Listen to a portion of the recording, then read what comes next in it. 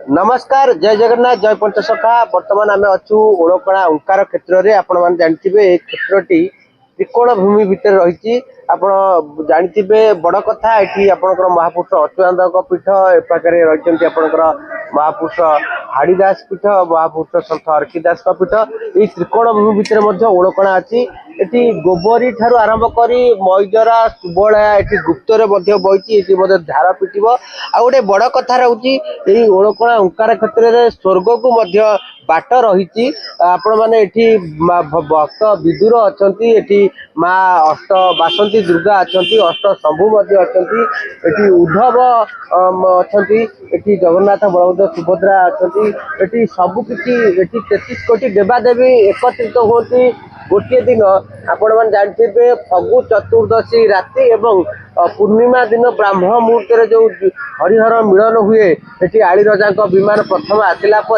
शह शह संख्यार विमान आए और परिशेष आप जानते वीरभद्रेश्वर जो मालिका वर्णित क्षेत्र अच्छी वीरभद्रेश्वर विमान आसला हरिहर मिलन हुए और आलती आलती जो हुए समूह आलती हुए दर्शन करने प्राय ये भक्त मानकर आशा आकांक्षा कर रही था लक्षाधिक भक्त ये देखा ये जो स्थान हुक्का थिला ये परवर्ती समय प्रतिमूर्ति कराई से बाबद कौन कहे ये प्रथम गोटे हुंका थिला गछ गछ आसी रही बड़ गछ थिला सी आम गाँव जड़े बड़ापा थे सी तो एक्सपायर कले आती आउ जड़े भी बड़ापा अच्छा भी सी अच्छा सी नहांती कहीं ना तार खरका खरकी जत्न सब प्रमुखर नियंती ए गुप्तर ये परीक्षित महाराज ये रही बहु भूमिका अच्छी परीक्षित करेंगे ये परीक्षा रे भाई जानी था तू सब तेणु सी ये गुप्त लीला करेंगे तेणु जगह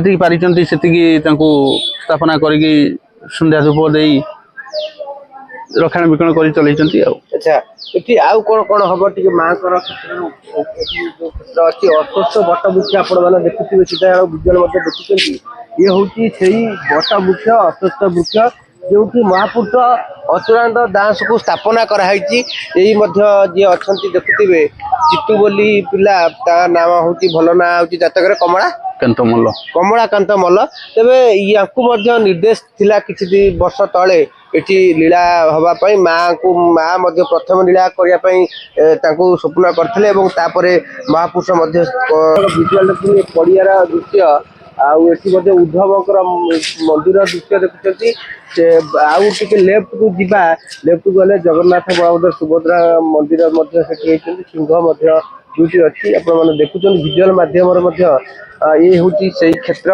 आउ तीन कोण तीन स्तंभ माने 3 6 गोटे रही बास्तुआ एवं आउ जनकर रही आपणकर गरुड़ वृषभ बा गरुड़ ये रही कारण हरिहर मिलन जेहेतु हूँ वृषभ वृषभ होती आपणकर कहुए हरि वाहन हरंकर वाहन हर मिलन रही देखुए परम भक्त श्री उद्धव जी मंदिर आपण मैंने ये दर्शन कर प्रभु जगन्नाथ बल सुभद्रा दर्शन कर आगू जा देखिए आपंकर जो जो पॉइंटा देखुं पताका उड़ुची से पॉइंट उपरू जा पॉइंट रु आप जानी था स्वर्ग को बाट अच्छी निश्चित मालिका वर्णित अच्छी ओंकार क्षेत्र गुप्त सुड़ंग रही अच्छी एठू बाट छतिया पीठ को फिटी अच्छा श्रीक्षेत्र को बाट अच्छी रत्न बट ये लिखाई देखे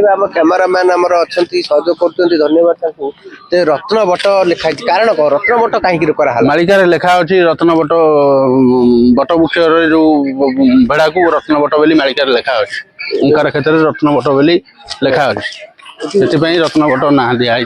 अच्छा जो महापुरुष स्थापना कराई रत्न बट लिखाई ना नहीं। अच्छा रत्न बटरे ये लीला हम बोली पूर्व कहुए अच्छा ये आगू ये माँ मंदिर माँ मंदिर अच्छी आज्ञा कौन जोगमाया आदिशक्ति माँ बासन देवी विराजमान कर अच्छा सी सारड़ा गचरे रही स्वप्नघात होगापर ग्रामर सी तो नहांती से एक्सपायर कर निर्देश हबार से पत्थर मूर्ति रूप में माँ पूजा पाँच।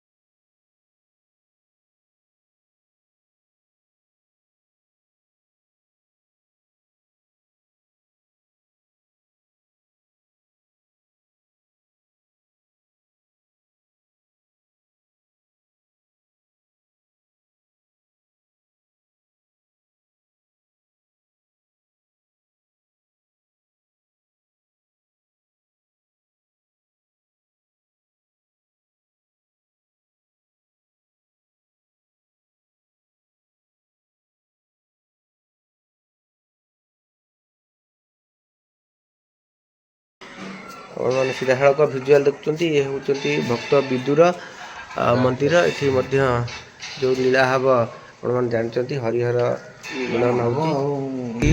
ବିଦୁରଙ୍କ ପୁଷ୍କରିଣୀ ଆପଣମାନେ ଦେଖୁଛନ୍ତି ଭିଜୁଆଲ୍ ମାଧ୍ୟମରେ। ଆଉ ଇଏ ହେଉଛି ଓଳକଣା ଓଙ୍କାର କ୍ଷେତ୍ର, ଆପଣମାନେ ଦେଖୁଛନ୍ତି ସିଧାସଳଖ ଭିଜୁଆଲ୍। ଆମେ ଚତୁଃପାର୍ଶ୍ୱ ଭକ୍ତ ବିଦୁରଙ୍କ ଚତୁଃପାର୍ଶ୍ୱ ଟିକେ ପରିକ୍ରମା କରିବା।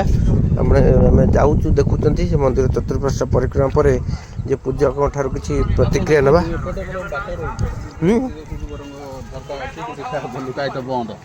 ସବୁ ଦିଗକୁ ବିଦ୍ରୋହ ମହାପୁରୁଷଙ୍କର ଚତୁର୍ଦିଗରେ ଚତୁର୍ଥା କବାଟ ରହିଛି। ଆଚ୍ଛା, କବାଟ ସେ କବାଟର ଖେଳ ନୀଳା ଭକ୍ତ ତାଙ୍କର ଆସି ପହଞ୍ଚିଲେ କିନ୍ତୁ ଏଠି କବାଟ ଖୋଲା ହୁଏ। ଦକ୍ଷିଣ କବାଟ ରହିଛି। ଏ ଦକ୍ଷିଣ କବାଟ ବର୍ଷକୁ ଏକମାତ୍ର ଥରେ ଖୋଲାଯାଏ। ଯେତେବେଳେ ବି ଭଦ୍ରେଶ୍ୱର ବିମାନ ଆସନ୍ତି ବିଗ୍ରହ ପାଖରେ ଆଳତୀ ହୁଏ। ଭକ୍ତ ନିଜେ ଭଗବାନଙ୍କୁ ଆଳତୀ ସହିତ ସମ୍ବୋଧନା କରିବା ପାଇଁ ଏ ଦ୍ୱାର ଖୋଲାଯାଏ। ପଡ଼ିଆରକୁ ପ୍ରଭୁଙ୍କୁ ସ୍ୱାଗତ ସହିତ ପାଛୁଡ଼ି ଆଣନ୍ତି ଆଳତୀ କରି। ଆଉ ଯେଉଁ ଦୁଇଟି ଦ୍ୱାର ରହିଲା ସେ ଗୁପ୍ତର ଦ୍ୱାର ରହିଛି। ସେ ଖେଳା ଲୀଳା ବେଳେ ସବୁ ଜଣା ସମୟ ହେଲେ ଖୋଲା ହେବ। ଆଜ୍ଞା। ଆଚ୍ଛା ଆଚ୍ଛା। ନନା ନାଁଟା ଆପଣଙ୍କର? ପ୍ରଭାତ କୁମାର ପଣ୍ଡା। କ'ଣ କହିବେ? ଭକ୍ତ ବିଦୁରଙ୍କର ପୂଜକ ଭାବେ ରହିଛନ୍ତି, କେତେ ବର୍ଷ ହେଲାଣି? ସିଏ ତ କେତେ ବର୍ଷ ହେଲା ଆମେ କହିପାରିବୁ, ଆମ ବାପା କହିଦେବି। ଆଚ୍ଛା, କ'ଣ ଏଠି ଲୀଳା ହେଉଛି? କ'ଣ ଆପଣଙ୍କୁ ସେମିତି କିଛି ସ୍ୱପ୍ନ ଫୋପନା ହୁଅନ୍ତି? ସ୍ୱପ୍ନ ତ ଆମକୁ କିଛି ଯେମିତି ହେଇନାହିଁ ତ। ଆଚ୍ଛା, କିନ୍ତୁ ହରିହର ମିଳନ ଗୋଟେ ଅଛି, ହୁଏ ଆଉ ଫଗୁ ଚତୁର୍ଦଶୀ ଦିନ। ଆଚ୍ଛା। ଆଜ୍ଞା।